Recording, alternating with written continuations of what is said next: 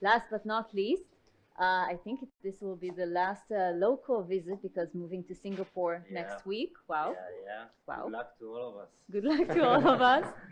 Yeah. Thank you. Raz Seifel. Thank you, Professor Tamir, for a great, insightful session. Chen, this is me, by the way, okay? I didn't shave at that morning, less formal, but when I was taking that picture, it was right after I was speaking with Gilad, and I was thinking, hey, what I want to present to all of you during the FraudCON. Just because I'm on my career, I've been in the two sides of the network. I've been a vendor for a few times, and then I've been a customer or consumer for this type of product. I was trying to think how we can innovate, how we can take our knowledge and capabilities and mix it together for two different types of teams.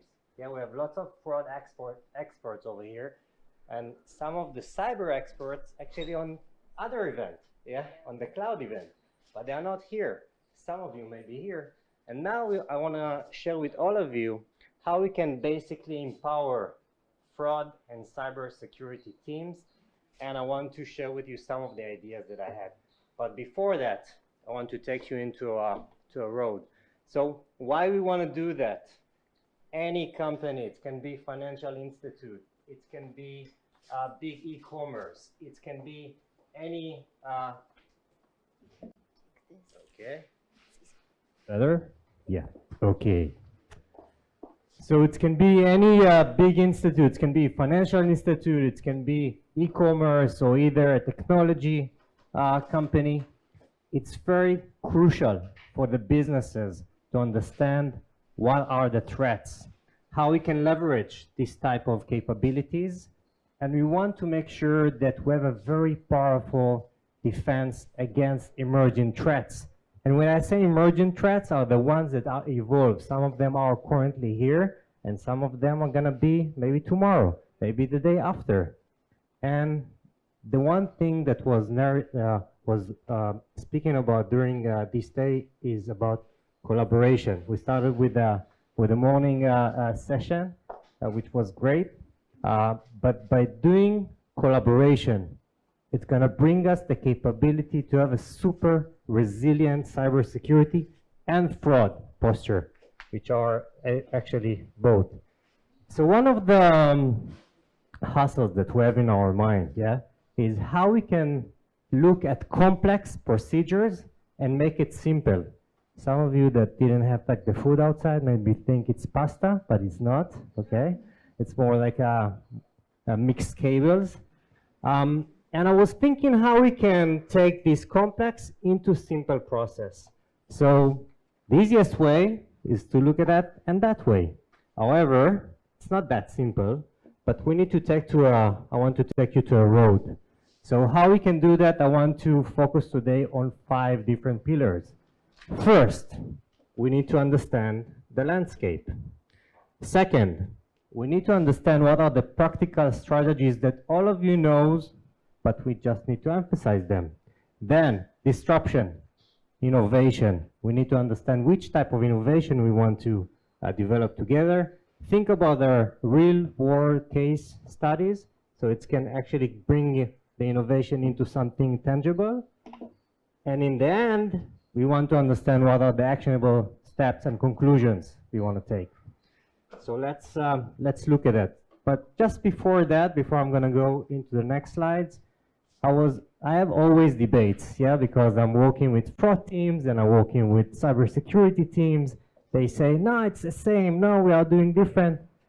So in the spirit of Gen AI and Bard, I know you're on the phone, but Bard and ChatGPT, sorry. I asked first of all Google, then I asked Bard, and then I asked ChatGPT. So everyone is on the table, But I'm gonna focus maybe on Bard, okay, if it's fine with you. So fraud, tell me what it is, and I asked in a very short version, by the way, because in the beginning he gave me like a long list. So fraud, deception to gain financial advantage. Everybody's agree? No. Okay. Cyber attack, it's fine, we don't have to agree on everything. Cyber attack, attack on computer system or network to steal data, disrupt operation, or cause damage. Thinking about it right now, maybe it's also fraud, yeah? So it's super confusing. So maybe fraud and cyber teams actually doing the same job, but they are in different rooms and they're working on different tools. Let's look at it more deeper. So, threat landscape. So many things are going on every single day, non-stop. And I keep on going and keep on going. And see the numbers. Whoo, it's going up, and I think if I have another 2028, 2029, it will go even higher and higher and higher. I didn't do these numbers, you know, I took them from one of the nice reports that I was looking at. Some of the numbers that I want to focus, let's look at fraud. $27.6 billion. Billion, yeah? It's the reason all of us have job, by the way, job security. Cybersecurity, focusing on ransomware. Had a debate with one of my colleagues, one of them is the CISO, by the way, and he was saying that maybe ransomware is going down. Ransomware in 2023, based on May, which is last month, skyrocket. The white is the 2023. It's insane. Over 2022, 154% up, going up. It's not gonna stop. It's gonna evolve, and it's gonna keep on hitting all of us in fraud and cyber. Some numbers for data breaches. Yeah. By the way, Verizon. I love this report. Look at, we spoke about, I think in the early calls, we spoke about social engineering attacks based on BEC, business email compromise. 50%. It's not 10, it's not 20, 50%. ATOs. Yeah, we say ATOs, but still, see, 49% are still harvesting credentials. Why is that? Because, as Avichai said, yeah, my colleague from PayPal, is we all, unfortunately, using the same password for everything. We have to stop doing that. Now, I want to take you, after we understand the landscape, we understand the numbers, there is a real issue. But now let's think about how our environment and businesses are interconnected. This is a very simple fraud diagram. Yeah, so we have the attacker. It's always with a hoodie. Yeah, I took like a red one. This is like I call him Black Kitty. Yeah, they always have like notorious names. Yeah, so we have like Black Kitty sending a spear phishing attack. He's going into this nice lady. I call her Nancy. Okay, Nancy is having lots of different accounts. She have LinkedIn, she have account in Citibank, she loves to hear Spotify. She also using PayPal, not because I'm PayPal, yeah, but she's using PayPal, okay? What happened is that after this attack, the attacker is actually taking the sensitive data, moving into the firewall, nothing has been stopped, you know, although the fact it's like we're supposed to have like a good controls, and then the attacker have the sensitive data. What we don't know is this attacker is not just a fraudulent, is also part of a threat actor company. I always like to call them companies. Yeah, they have HR, they have customer support, they have engineers. Okay, the same engineer changing his hat right now, and he say, I checked a bit about Nancy. Nancy is working also in Uber. Interesting. Oh, Nancy is using the same credentials for everything. What's converting Nancy from a normal user to a corp user? And now the game is different. Harvesting credentials via login is going into Uber, And then what the attacker found, and this is a real story, yeah, Uber breach, that Uber is PayPal merchant. And when I say PayPal merchant, is connected with a full integration to the accounts, to the drivers. So when there is an issue in Uber, everybody in PayPal was running like mice because we need to make sure there is no breaches or gaps. All these environments are interconnected. Fraud and cybersecurity are one.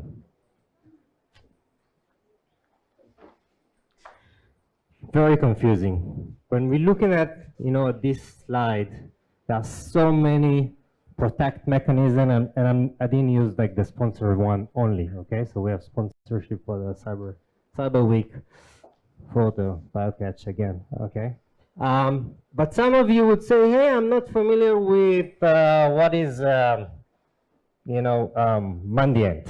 Yeah, I'm not sure all of you know. Imagine that there are lots of companies when there are cybersecurity teams that they know one tool sets, and there are fraud teams that know different tool sets, but they never speak with each other because they're going to different events, and they have different pre-sale persons that sell them different controls, but they never try to collaborate. They never try to integrate them. They never try to automate. And now let's do disruption. Think about innovation. One of the good sentences, by the way, when I asked ChatGPT, who said never let a good crisis go waste, he said something different, okay? And I said, are you sure? He said, I'm not sure, let me check. Then I went to Bard, and he said, hey, it's Winston Churchill. And I said, okay, makes sense, smart man saying smart things. And the second one is I was thinking about creativity, because creativity is something that we always think about. But what is innovation? Innovation is to take an action. We have to do something, not just thinking about it while we're running. That's the reason I'm standing here. So what I'm saying is, do not wait for a crisis. You do not wait for something bad to happen. We need to be proactive. We need to do something about that. And going back to cybersecurity and cyber fraud, we're all friends, yeah? We're all friends. Sometimes we are in different positions, but basic friends, okay? And how we can cooperate? And usually what I like to do, I'm not inventing things. I like to take things that are existing, that are working good, that are working well, and just put my color on them. So let's do a hackathon, yeah? Surprise, surprise. Hackathon for threats. We call it in PayPal, by the way, threatathon. Yeah, threatathon, hackathon, nice, yeah, okay. So what we did is, you need to, and you can take the same module, yeah? Take the same use case. 2 days, two top threats, 2 leading managers, yeah, one from the cybers, one from the fraud, and you can take one. I call it war room. Doesn't have to be a room. Yeah, it can be Slack. Okay, just sounds much more better. Yeah, war room. And take your intelligence and operational team and put them together. But to have a good hackathon, we always need to have outcomes and goals and what we would like to do and methodology. So what are the goals? We need to identify emerging threats. We need to find new tools. We need to identify related threats, trend of the threats and threat actors, and the methodology have to be super simple. And all the things that you see over here, you say, hey Raz, you didn't invent it, we're doing that, but we just need to put it on the slide and to make it happen. So we need to use threat intelligence with all the tools that we saw before. Shodan, Meltigo, Mandiant, CrowdStrike, and etc. All love Twitter. Everything is there, yeah, for fraud. I'm going to jump to the last point, which is one of my favorite ones. leverage cyber and fraud team various skill sets. We have super talented people. See how many talented people are over here in this room. We just need to leverage them. We need to put them on the same room, bring in different skill sets, and make it as a methodology as part of our hackathon. What are the expected outcomes we want to see? We want to see threat-related activities. We want to find shady campaigns that gonna be related to the top threats that for threat actors, leaks, and intentions. And I can tell you, when you're doing that, not via crisis, not via something happened during your hackathon, you might gonna be able to respond to immediate threat. You're gonna be proactive. You're gonna bring it to the table, not the ones that, you know, your manager or the board of directors, they're gonna come to you. You're gonna be the one that's gonna be successful. And again, emphasizing on one of the outcomes is the teams, yeah? We wanna make sure they gotta know each other, tools. We wanna make sure they might gonna be developed workflows. Sometimes to do that, we say, hey, we take in a few managers, we put on the room and say, let's do workflows workshop. And then what happened? Our actual teams do not apply to that. But when they're gonna do that, when they're gonna be hands-on on it, and then it's gonna be very natural to do that. And you have to build a new mutual language. Two teams, different language. We need to have a mutual one between them to improve the cooperation. What will improve eventually? The defense mechanism. What's going to be the deliverables, yeah, that you can bring on the table? One, you're going to have identify new nation, new nation state tools and techniques. For sure, you're going to improve your fraud monitoring and suspicious accounts. Cool. Develop new phishing templates and create indicators of compromise, which is IOCs. I have two initials over here. So it's indicator of compromise detections, and for the SOC, which is the Security Operations Center, from the cybersecurity aspect. And the last, develop new detections for insider fraud and threat. You might ask, why do you say inside fraud and threats? Inside threats, what's the relation? You're gonna find there is a relations, because someone that's trying to do any fraud activity from the outside, he might gonna have partners from the inside. And this can be found only if you're gonna cooperate with your cybersecurity team that have threat intelligence for cyber actors that activating agents in different companies. And it happens in Tesla, by the way, 2 years ago. Found the podcast if you want, I will share with you. Real story, very interesting. So, conclusions time. I think I'm good with time, yeah? Conclusions. So to empower fraud and cybersecurity team, we need, first of all, we need to study the threat landscape. Second, need to know each other. The practical strategies and tools, please dare to innovate. Do things between the team, not just thinking about them. Do it tomorrow, do it the next week, do it in the next month, but put it on the calendar to make it happen. Always plan the deliverables, what will be the outcomes. Because hackathons, I'm sure that most of you did the hackathons. What happened in the end of the hackathon? They're gonna ask you, okay, which type of deliverable you had over there? You said, yeah, we had pizza. It was cool. But pizza, and maybe they have like nice sodas, but we want to speak about the outcomes, not about the pizza, even though I like pizza, my weakness. Last but not least, work as one team. In the end of the day, fraud teams and cybersecurity teams, their main goal is to protect the brand, no matter which company they are, either big financial institute, e-commerce, or technology enterprise. We want to protect the brand.